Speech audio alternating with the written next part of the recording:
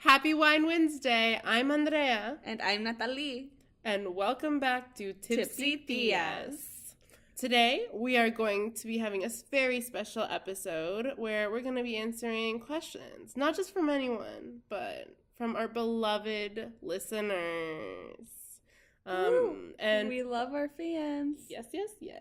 And then we're going to be doing something a little bit different. So far, we've only done red wines. But today we have a super nice bottle of Pinot Grigio from, what's that say? Ooh. Gaviscovo. Yes, it's one of the... Is it Garza? Oh, I'm not sure. Where is it from? What does it say? Italy.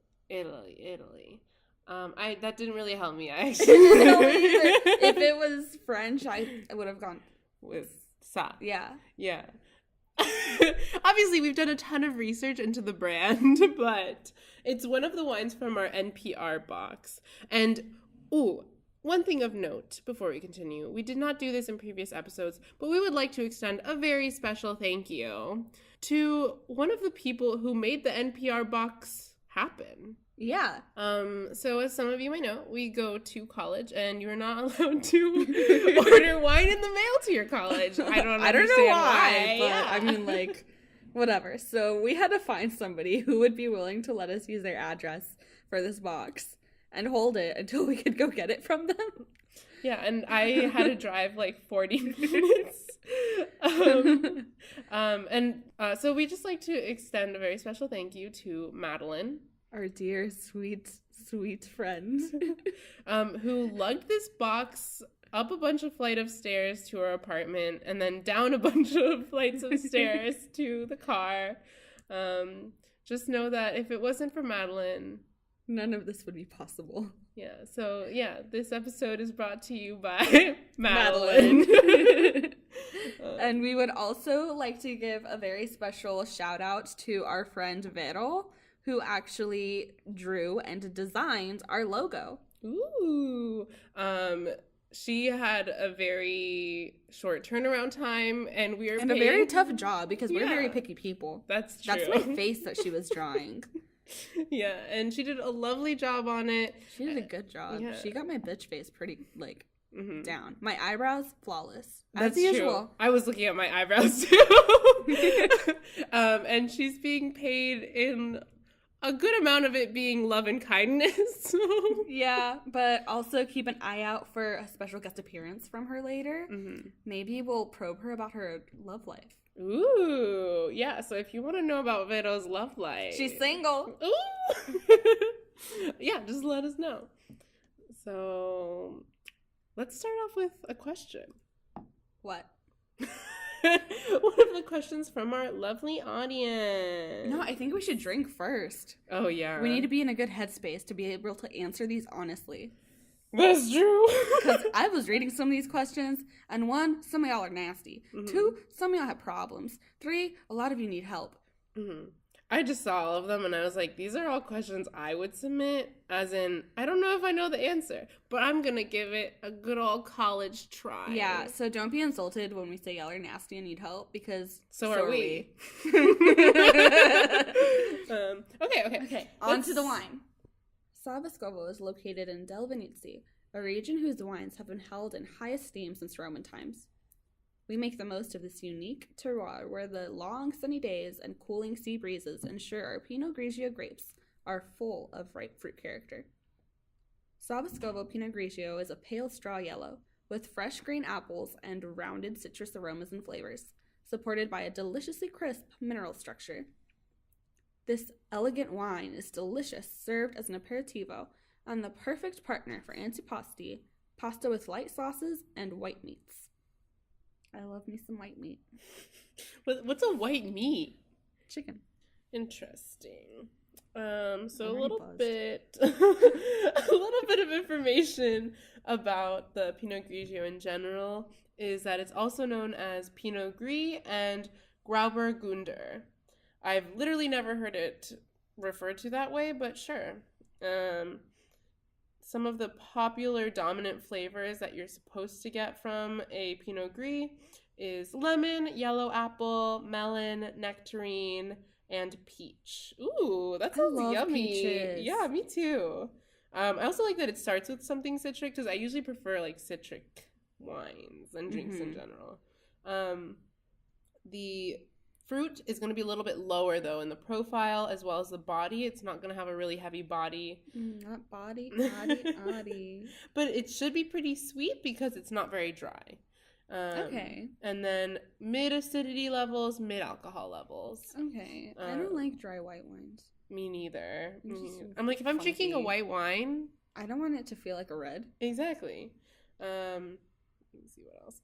So some of the top areas where you're gonna find Pinot Grigio is Italy, USA, Germany, Australia, France, Moldova, Hungary, and then everywhere else. Fun wine fact is in the Friuli Venezia Giulia region of Italy, there is a unique style of Pinot Grigio called Ramato, in which the juice macerates on the grape skins for about 2 to 3 days to make a pale copper-hued rosé. Ooh. That sounds bougie and extra, and I want to drink love that. I know. You know what? I actually really do not like the taste of rosé, but it looks so pretty, so I love getting it.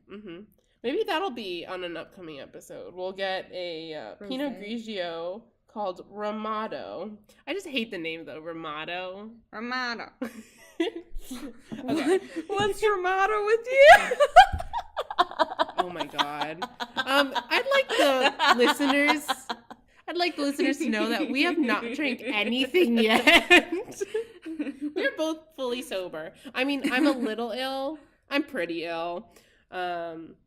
So if my voice sounds a little congested, that's why. I mean, I'm running on no sleep. It's the start of school, and I'm already behind. It's fine. Let's pop open this bottle. Okay. And get at it. Pop, pop, pop.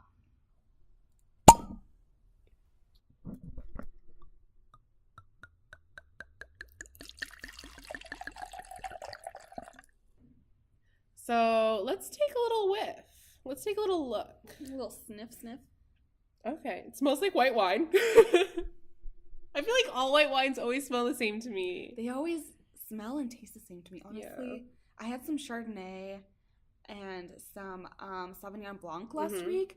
Could not see a difference at all. So, they typically say that the herbier, more floral things, so like the herbier scents are going to be at the bottom, the heavier ones, and then the florals are going to be at the top. I'm not picking up anything at the top. So I'm not getting any florals. I'm getting that like slight citrus with the nectarines, but it's not very overpowering and it's barely there. I can definitely tell the melon. Melon's what my nose is picking up. Melon and citrus. Let's take a taste. I think we're not getting much in terms of scent here. It does not taste like it smells. This is water. Yeah, this is there's no fruit in here at all. Like, this is those disappointing mineral waters you get that are flavored, but you're like, this was sitting in a room with fruit in it for a couple of days maybe, and that's what they meant by infused. But it has the bonus of being alcoholic. It does not taste like there's a lot of alcohol in it, though. What is the levels on that? It's 12%. That's decent for a white wine. Yeah, that's pretty decent. Yeah. Okay. So, I mean, this is good if you want to get slightly fucked over brunch. I guess. Without having to taste it.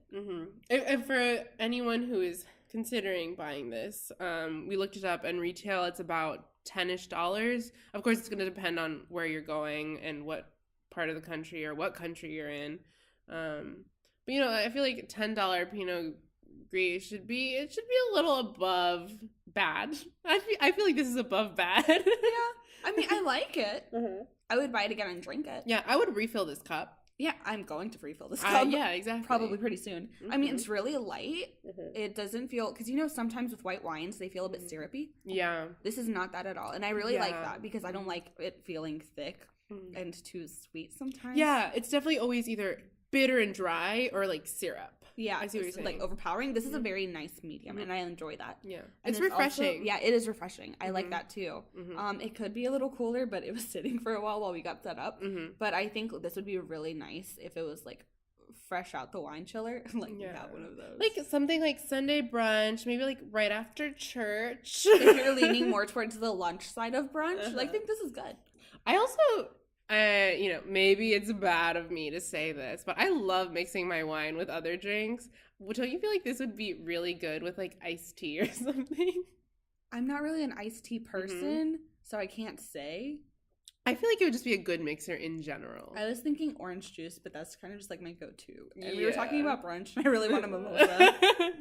Yeah. So, okay, if you were ever in a situation and you're like, oh no, there's no champagne here, and then you see this Pinot Grigio. Oh, but then part of it is like the bubbles, and you want that sparkling wine, and this is not a sparkling wine. That's true. I'm still saying I would try this with iced tea. Okay, maybe we'll try that later. Yeah, so, okay, in general, I would say that there's better wines so that you can get for $10. Yeah, honestly, I feel like this is something I can find in a bottle of Barefoot for $4. Oh, yeah. Yeah. I would say go for Barefoot. I don't think for it's Barefoot for casual drinking, but this is a pretty, like, nice bottle. It's, like, subtle enough that it's not promising too much, but it's also not Barefoot. So if you're willing to spend the extra $6, then do it for appearance sake. Yeah. It's a little bit better. I will say, I think it is a little better than Barefoot. Yeah, Barefoot tends to be a bit syrupy. But it's not enough for them to make a $6 difference for me. You know what? So approach at your own risk. Yeah. Please remember that we don't know what the fuck we're doing. Oh, yeah. All of the wines that we've tasted so far have been very highly reviewed by experts, and we're just like, it's fine. Yeah. So, but you know what? Maybe that's what you're looking for. Maybe, yeah. We're not going to lie to you with earthy tones and bold tastes. So we're going to give it to you straight. Okay. Now that I have basically almost finished my first glass. Yeah, can you top me up? Yeah, time for seconds. That's what I was going for. Exactly. Yeah, again, this is very light, so it's going to be easy to work your way through it. Although I think that we've worked our way through plenty of wines that weren't light, so it's fine. So we said earlier that we were going to answer some of your questions because when we were first starting out the podcast back in like October, like late October, early November, I can't remember, we thought it would be fun to start off with like an advice section. But we tried, it was a hot mess. It did not work out. And you guys are probably never going to hear that. Yeah. That's missing footage that should stay missing. Encrypted. Yeah. But we thought, okay, we're a bit more comfortable now. We know how to use the equipment. Let's just go back to it. Yeah. So we asked for a few new questions, but we're also going to go back to some of the old ones because they're pretty good. But this is Dear Tías because again, we are here to help you help us. And just like a real tía, even if you don't know the answer, you're going to make one up. And maybe it'll save someone. Maybe I'll give myself advice and it'll be like a life-changing experience. I feel like I always tell people what I want to hear. So yeah, you're about to get the advice I would give to myself. Ooh, okay. Okay, so Andrea, start us off. So this first question comes in from Strictly Business. And the question is it okay to get with everyone in a singular business/organization? Kind of like a punch card / loyalty reward system. Oh my god. Okay, so what I'm assuming that you mean hook up with everybody in a business or organization. And to that, I'm going to say no. Yeah, what really got me was the punch card. Loyalty rewards. What are you expecting, sweetie? They're going to give you like a pat on the back discount? What? I feel like what's gonna like really get you with that one, and it's not even like you who's gonna be in that problem issue. It's just gonna be awkward for everyone involved. Why would you ruin a team? Yeah. Well, I mean, I don't know. And then if things go negative in even one of those experiences, then everyone's gonna be looking for someone to blame. And that's gonna be you. Exactly. So, Strictly Business. This is probably one of our friends. Sweet Jesus. Please don't. Try your darndest. Try your darndest to just keep it in your pants. Or just, like, look for other people. There's so many other organizations. Oh, maybe try one of each? Oh, my God. We are not going to go sampling. Our advice is not to go sample either. Do not listen to her. You know what? If you find some org and they're, like, down to clown all of them consensually, go ahead and get those stamps. Wait, but what if this is otherwise, don't. What if this is asking like some sort of like like everyone at the same time. Like maybe everyone's in on it. Maybe everyone's like senior week orgy. Yeah. Oh, those exist. Again, I mean, like if it's consensual and everybody is like down for this point reward punch whatever thing, then I mean, like no harm, no foul. Yeah, everyone loves a good party theme. That'd be a nice theme for an orgy. Loyalty rewards card. Note that down. Write that down. We expect an invite. Don't invite me, please. Don't invite me. But otherwise, please don't. Please don't. Stay away from orgs. Stay away from friend groups. Just do what everybody else does. Flounder around. Yeah, that works, right? That works. Okay. Our next question comes from Pete. Pete wants to know, how real is scissoring? Do you have to be, like, skinny to do it? You know what, Pete? That is a good question that we should turn to our scissoring expert, Andrea. Oh my god! What the hell? No. Okay, first of all, Pete, I just want to start off by saying scissoring is not the best thing that you could do for yourself. There's so many other wonderful things. Like what? Oh my god. That you can do. But if you are really dedicated to the idea, because I'm definitely someone who's dedicated to doing things solely because I like the thought of them. And it's like... We've all seen blue as the warmest color. Yeah. It looks fun. Yeah. It looks interesting. It looks like it gets the job done. But you know what? That is definitely not always the case. It's not efficient. It's tiring. Honestly, if you were skinny, that'd probably make it a lot easier, unless you were like really flexible, or I'm going to assume, Pete, that you have a vagina because you're asking about scissoring. If not, I apologize, but this is all I know. Yeah. So unless otherwise you're gonna you're gonna have to be lifting yourself up. You're gonna be getting in some sort of ab workout while you're doing it. So I guess that's a pro. Or a con. Yeah. And like and you're gonna do a lot of hitting and missing while unless it's happening. Both of your clits like protrude a lot, or you have like really thin labia or something. It's just gonna be a lot of work for very little reward. But once again, I love doing things because I like the thought of them. Okay, we get it. You like scissoring. I do not like scissoring. Natalie, this is not true. This is false information. Look, it's just not efficient. I would not suggest doing it. This is not something limited to being skinny, though, because you can set it up so there's someone who's doing more work than the other if you're... Right? Because, so, you could have that conversation with your partner and be like, look... I don't want to move. So if you could take lead on this, that would be great. Yeah, just take turns. I mean, I know scissoring is like in basically all lesbian porn, but who is lesbian porn for? Men. Yeah, not for ladies. Or people with vaginas. People with vaginas. I just like saying ladies. Yeah.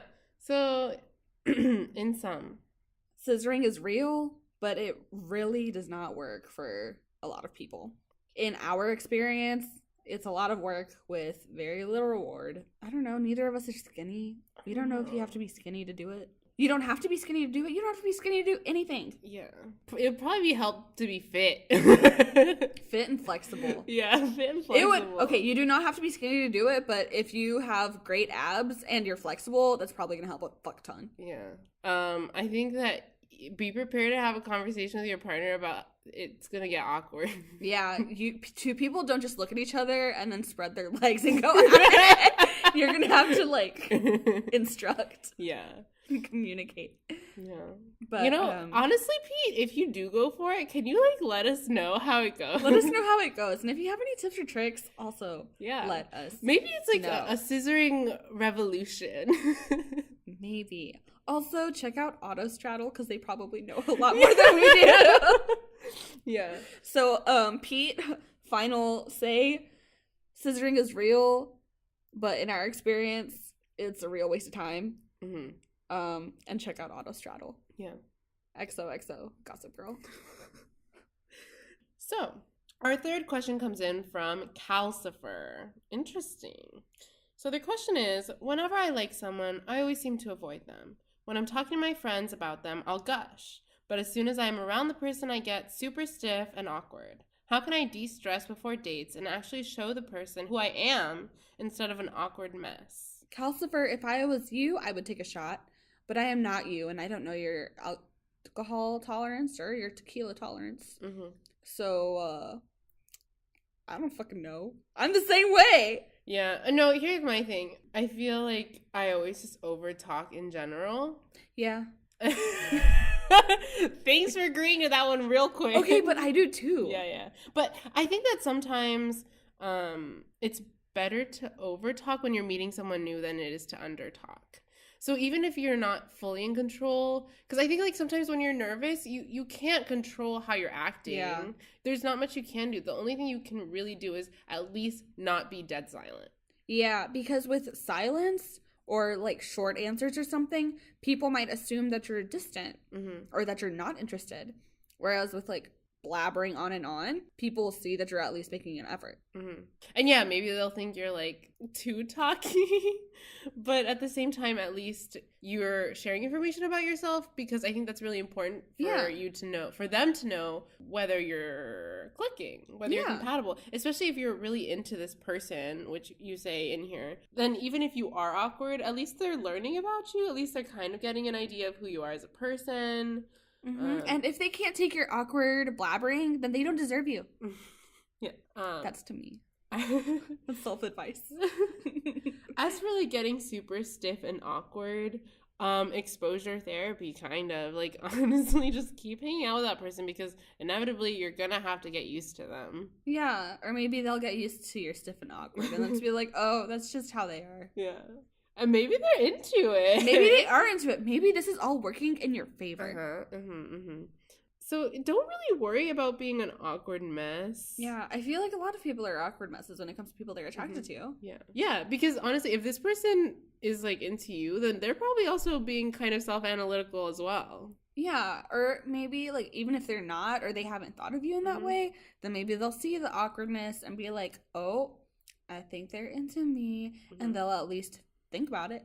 Yeah. It'll be on their radar. Yeah. So, Calcifer, good luck. Possibly, if you're open to the idea, take a shot. And if you're not, then also just... If you are 21 or over you're open to the idea, take a shot. But not more than a shot. For me, I always tend to like fiddle around. This is even just in like doing like presentations and stuff for class, not just like around people I'm interested in.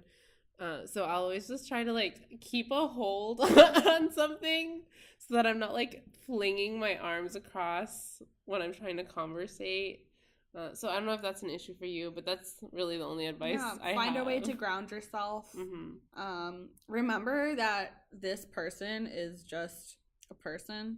And I know that doesn't really help because you can know that and it still be nervous around somebody. But I mean, like, they've probably experienced this at some point too. So don't stress too much about it. Our next question comes from Mazapan. Mazapan wants to know, would you rather have realistic, non-fetishizing lesbian porn or no period? Oh, I'm fine with my period. I have a period disorder and I'm still like, I'm fine with it. Really? I would rather have no period.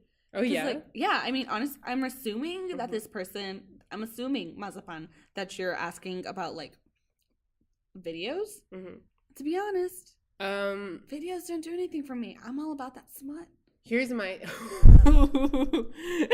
to be honest, smut's pretty good at keeping things realistic and unfetishizing. So I'm good to go in that department. Take away my period. Here's my thing. I don't know if this is weird or not weird of me, but I don't really watch porn. So, but maybe I would watch porn if there was like really good porn. Maybe, I don't know. I tried and it didn't really do anything for me. Yeah, I didn't, you know, I think I'm on the same boat as you. Like, I love reading, like, some good smut, like, some nice fan fiction. And I'm like, oh, I'm into this. Yeah, plus my thing, too, is that, like, no matter how realistic or whatever the porn is, the production value is always so bad. Yeah. And I need a nice plot. Like, I don't care about plot. I need some good lighting. Mm-hmm. I want the composition to be like nice and balanced. Mm-hmm. I want the angles to be good. I don't want these like weird jump cuts and like shaky cameras trying to do tracking shots. No, I need you to fix that before I can get into it. I like a good plot, or at least if there's not a plot. What? Pizza delivery. I love pizza. Or I just need some well-delivered lines. Like, you know, if there's only like 5 lines, I want them to be given to me well. What else do you want to be given to you well? Good Lord. Yeah, so from me, I would rather have no period. Because I don't need porn.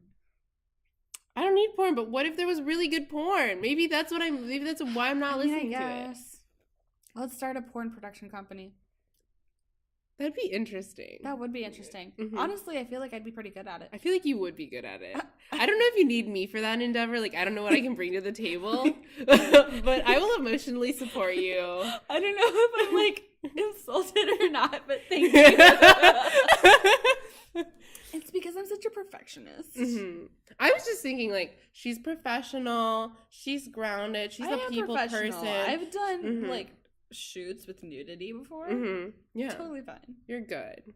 Yeah, so you know what? I will take the no period because I know that Natalie will one day come out. I am here for you with a good porn. I do need some startup cash though, so just Venmo me. Join our Patreon at. We should really start one. Oh, but here's a thing that you can definitely do to help support us. Follow us on SoundCloud if you do already. Thank you. We see you. We love you. Like, honestly, it makes us so happy when we see somebody follow us. Yeah. And then we also see them like liking our tracks. Oh, when people comment, we like text each other like, oh my gosh. Yeah, we're like, oh my gosh, did you see this person just commented? Like, we love that. It makes us so happy. Yeah. We're narcissists. We love that shit. We're narcissists. We love this. I mean, like, I'm not saying this makes it all worth it because honestly, we would do this if we had 2 listeners. Yeah. Because we're those kind of people. Yeah. But I mean, like, it does feel really good when we know that there's somebody else who's out there listening and enjoying. But anyway, enough of that shit.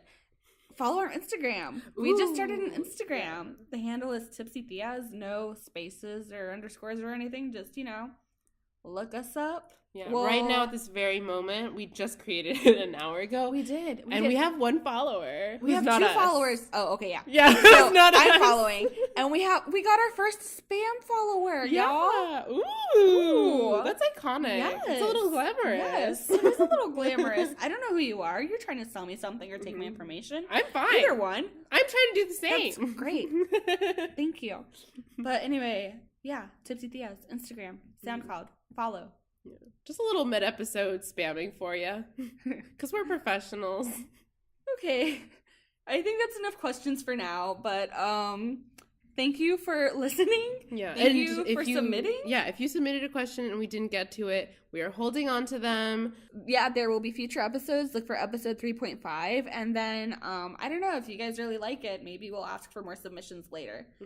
But anyway, yeah, thank you for listening.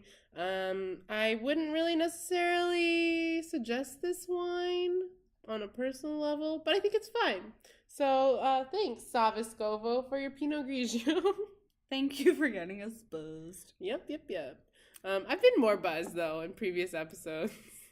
I'm getting there. Yeah? Yeah. Oh, wow. Maybe, like, me being sick actually gives me an immunity to alcohol. Oh, God. Do not listen to that. Anyway, I'm Natalie. And I'm Andrea. Thanks for listening to Tipsy Tías.